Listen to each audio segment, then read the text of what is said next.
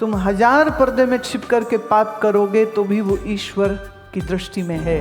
पाप पुण्य का फल देने वाला कोई यमराज, कोई धर्मराज नहीं होगा, तुम्हारा मन ही धर्मराज हो जाएगा। पाप पुण्य तुमने जिस मन से किए हैं, धर्मराज भी उसी मन में है।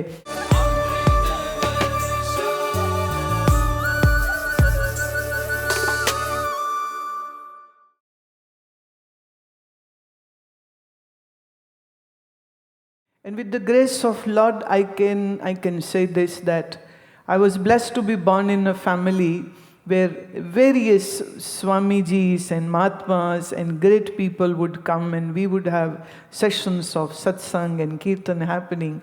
Father being a very devout person, mother being a very devout person, so there were ample opportunities at the home itself. So there was never a reason to think about anything else than this.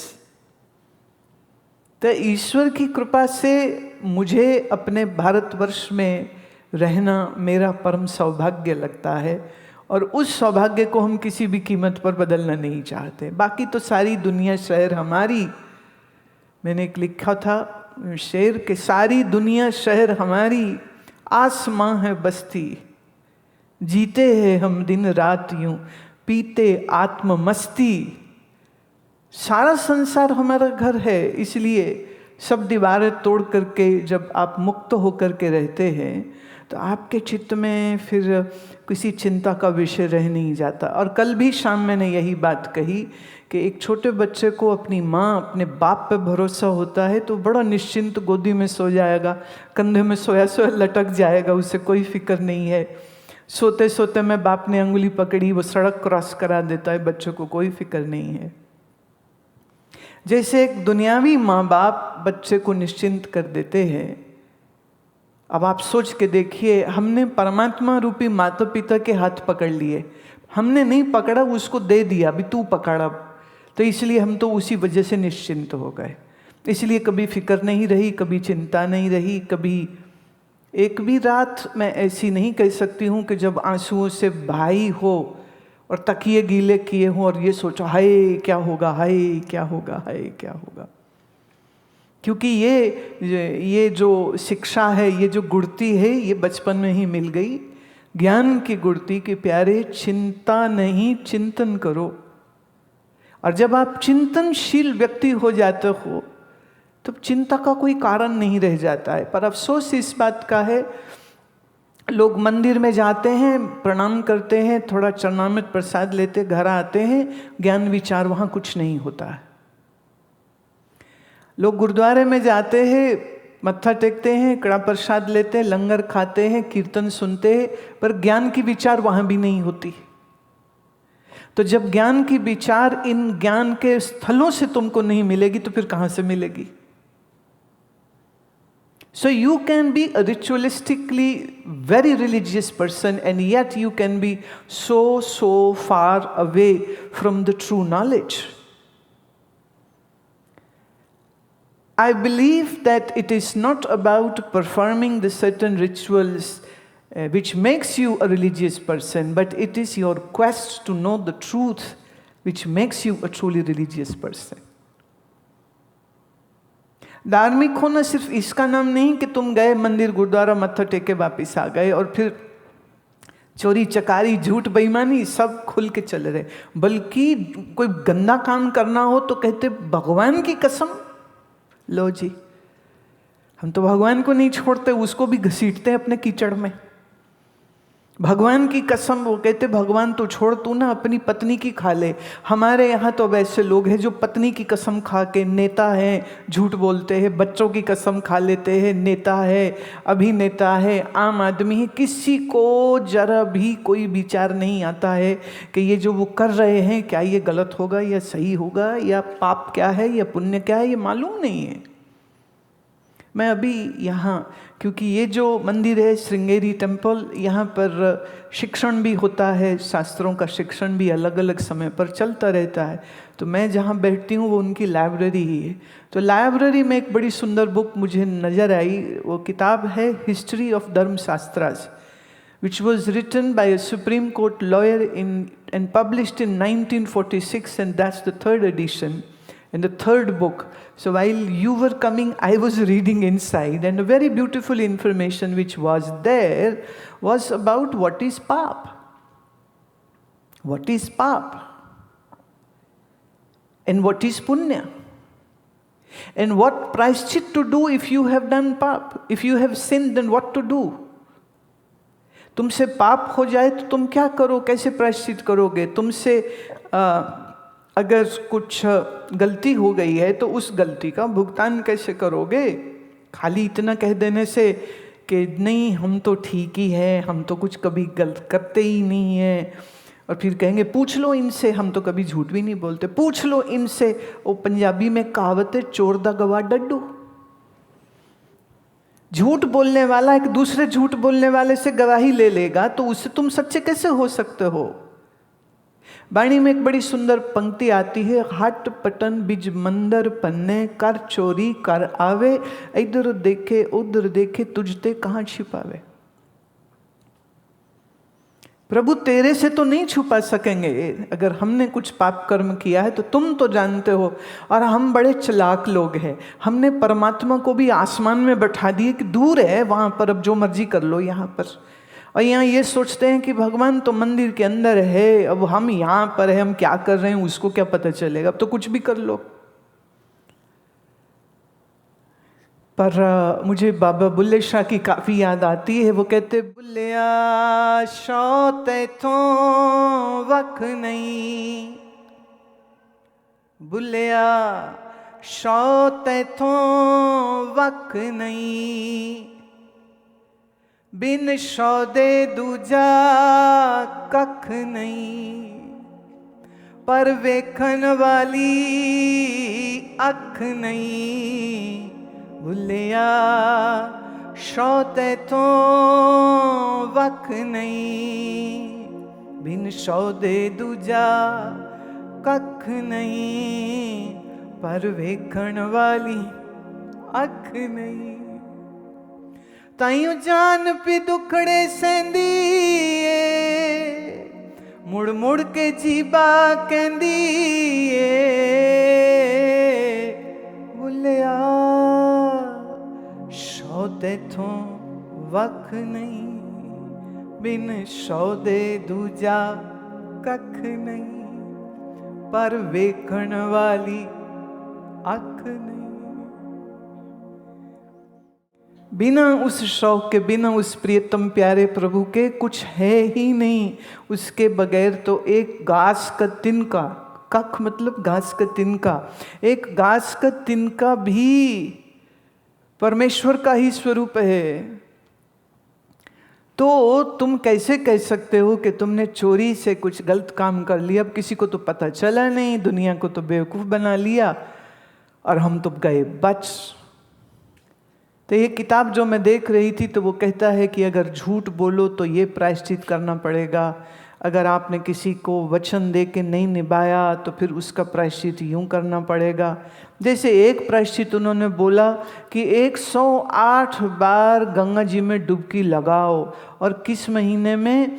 Kartik मास में। कार्तिक मतलब नवंबर, नवंबर मतलब ठंडी, तो ठंडी में 108 बार गंगा जी में डुबकी लगाओ, फिर बाहर आओ, फिर गायत्री मंत्र की एक माला करो, फिर अंदर जाओ, फिर एक डुबकी लगाओ, फिर बाहर आओ, फिर 108 बार गायत्री मंत्र का तुम जप करो।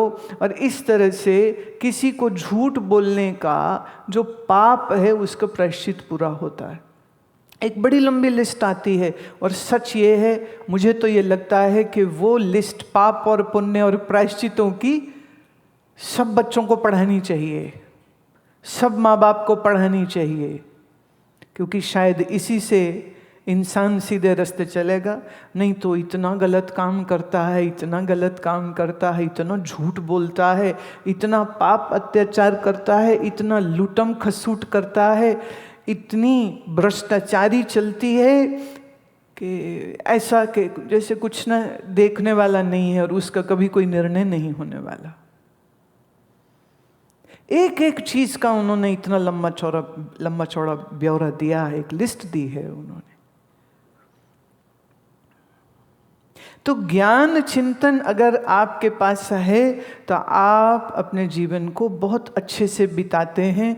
जीवन जीने के जो मूल्य हैं, उन मूल्यों की ठीक से जब समझ आ जाती है तब मनुष्य के अंदर कोई कन्फ्यूजन नहीं रह जाता है। और सच ये है कि इससे उसकी जीवन यात्रा सुंदर होती है। और मेरी कोशिश यही है कि आप इन विचारों को सुन करके अपने जीवन को और सुंदर बनाएं और चिंता मुक्त बनाएं।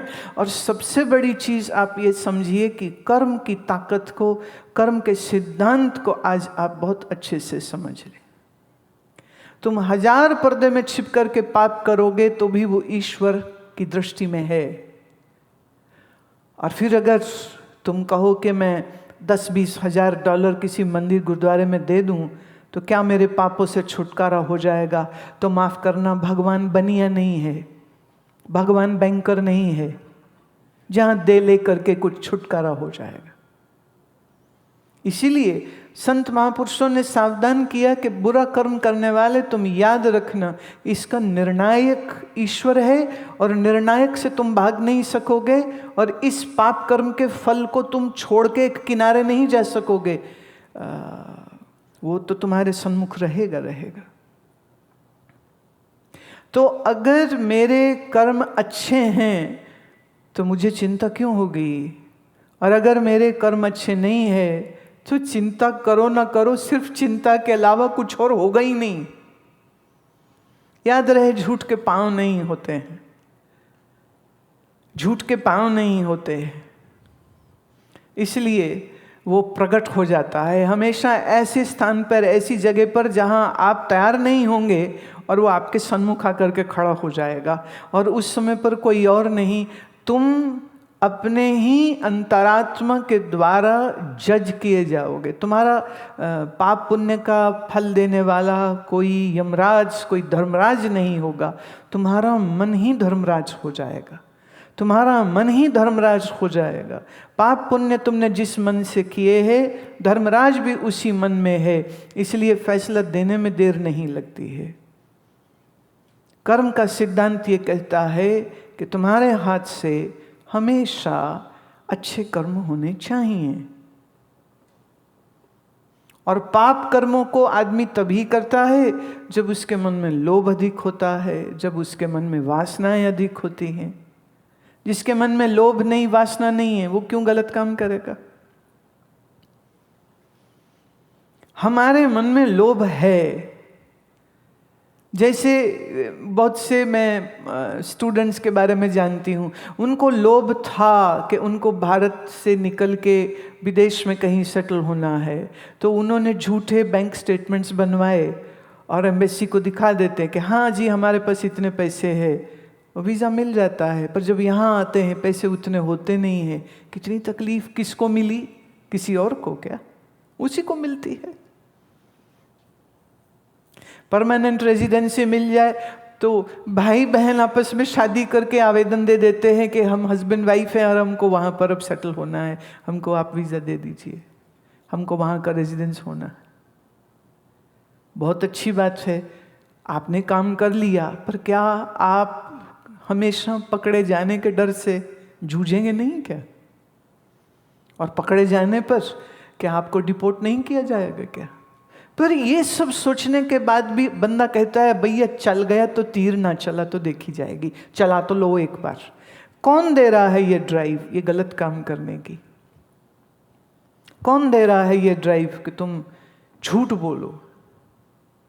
आपका लालच देता है। तो जिसके मन में लालच नहीं है वो ऐसा कर्म बिल्कुल नहीं करेगा।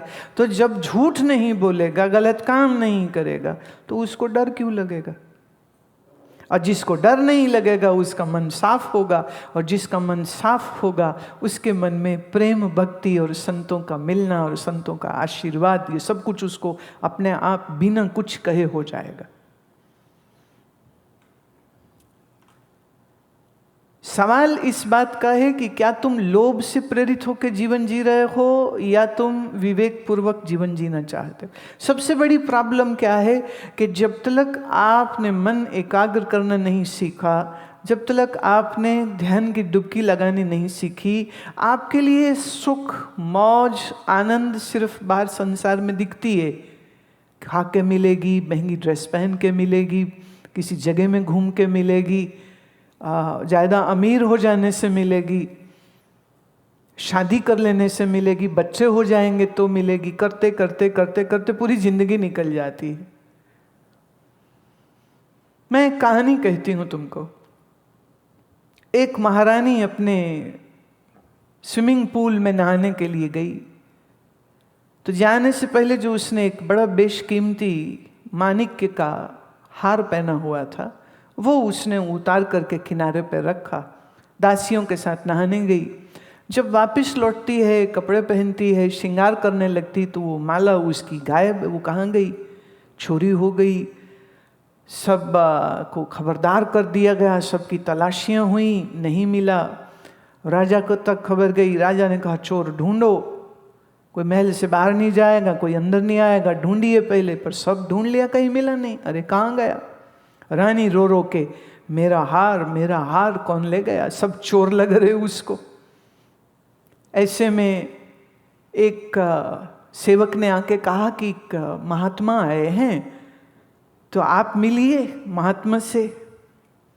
तो राजा तो बड़ा धर्म अनुरागी था, उसने कहा चलो चलो मिल के आते हैं। तो वो तुरंत गए, महात्मा को बुलाया, उनके चरण पखाले, उनको भोजन आदि खिलाया। महात्मा कहते तुम इतने परेशान क्यों दिख रहे हो? कहते मैं ऐसा है कि मेरी रानी का आज हार चोरी हो गए, हम तो वही सब ढूंढ रहे थे, मिला नहीं। महात्मा कहते अच्छा बताओ क्या हुआ? तो वो ले गए कि यहाँ पर वो स्नान कर रही थी तरनताल में, यहाँ उसने उतारा था और अभी पता ही नहीं, मिल ही नहीं रहा। और रानी जो है वो तो रोए चली जाए। महात्मा ने कहा अरे पागल है तू, क्या क्या रो रही है? तू महारानी है, कोई छोटी मोटी औरत है तू? तेरे लिए वो 1000 ले आए। बोलो नहीं, मेरे को तो वही चाहिए। बाल हठ, राज हठ, मूर्ख बना देती है।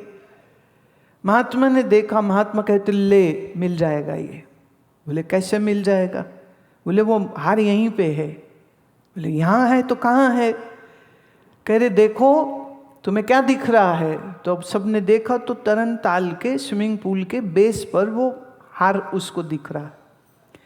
तो गोताखोरों ने मारा गोता, पर जब वो अंदर जाए तो मिले नहीं। बोले ये क्या चक्कर है, दिखाई देता है मिलता नहीं।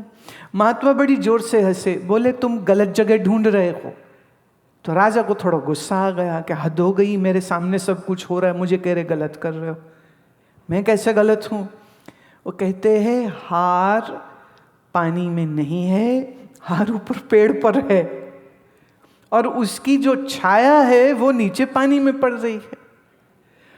तो जो माला है, जो हार है, वो तो ऊपर टंगा हुआ है, तो किसी को चढ़ाओ और उतार लो। जहाँ तुम ढूंढ रहे हो वहाँ तो सारी जिंदगी ढूंढते रहो तो भी नहीं मिलने वाला, क्योंकि वहाँ तो वो है ही नहीं।